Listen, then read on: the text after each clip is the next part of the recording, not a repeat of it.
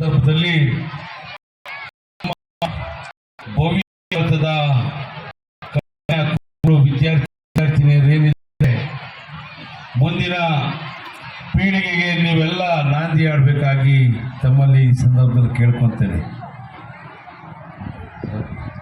ಸರಿ, ಈ ಒಂದು ಕಾರ್ಯಕ್ರಮದಲ್ಲಿ ಆಸೀನರಾದಂಥ ಅಧಿಕಾರಿಗಳಾದಂಥ ವರದರಾಜರವರೇ, ನಮ್ಮ ಯುವರಾದಂಥ ಜಾನಕಿರಾಮ್ ಅವರೇ, ಪುರಸಭೆಯ ಅಧ್ಯಕ್ಷರಾದಂಥ ರಾಜೇಶ್ ಅವರೇ, ಹಾಗೂ ನಮ್ಮ ಕ್ಷೇತ್ರ ಶಿಕ್ಷಣಾಧಿಕಾರಿಗಳಾದಂಥ ಇಂದ್ರಾಣಮ್ಮನವರೇ, ನಮ್ಮ ತಾಲೂಕು ವೆಂಕಟೇಶ್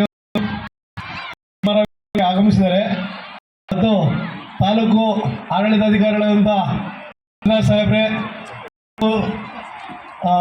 ಜಾನಕಿರಾಮ್ ಸಾಹೇಬ್ರೆ, ಈ ವೇದಿಕೆ ಮೇಲಿರುವ ಎಲ್ಲ ರಾಜಕೀಯ ಮುಖಂಡರೇ, ರೈತರ ಮತ್ತು ವರ್ಗದವರೇ, ಎಲ್ಲ ಸಿಬ್ಬಂದಿ ವರ್ಗದವರೇ ಮತ್ತು ನೆಚ್ಚಿನ ಮಕ್ಕಳೇ, ಈ ದಿನ ಸಂವಿಧಾನ ರಚನೆ ಮಾಡಿದಂಥ ದಿನ.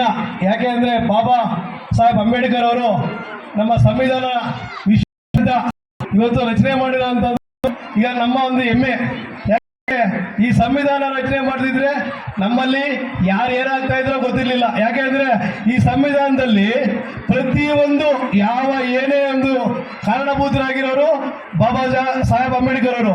ಯಾಕೆಂದ್ರೆ ಇವತ್ತು ನಾವು ಈ ಒಂದು ವೇದಿಕೆ ಮೇಲೆ ಕೂತ್ಕೋಬೇಕಂದ್ರೆ ಅವರೇ ಕಾರಣ. ಯಾಕೆ ಅಂದ್ರೆ ಇವತ್ತು ಸಂವಿಧಾನ ರಚನೆ ಇರೋದಂದ್ರೆ ನಾನು ಈ ಸ್ಥಾನದಲ್ಲಿ ಬಂದು ಕೂತ್ಕೊಂಡಿದ್ದೀನಿ ಅಂದ್ರೆ ಬಾಬಾ ಸಾಹೇಬ್ ಅಂಬೇಡ್ಕರ್ ಅವ್ರ ಕಾರಣ.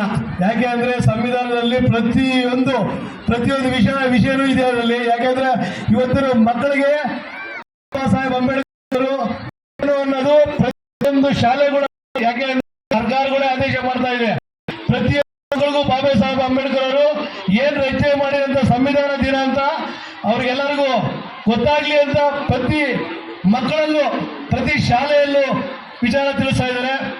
ಈ ಒಂದು ಎರಡು ಮಾತು ಮಾತಾಡಲು ಅವಕಾಶ ಮಾಡಿಕೊಟ್ಟ ತಾಲೂಕು ದಂಡಾಧಿಕಾರಿಗಳು ಮತ್ತು ನಮ್ಮ ಶಾಸಕರಿಗೂ ಎಲ್ಲರಿಗೂ ವಂದಿಸ್ತಾ ನನ್ನ ಮಾತು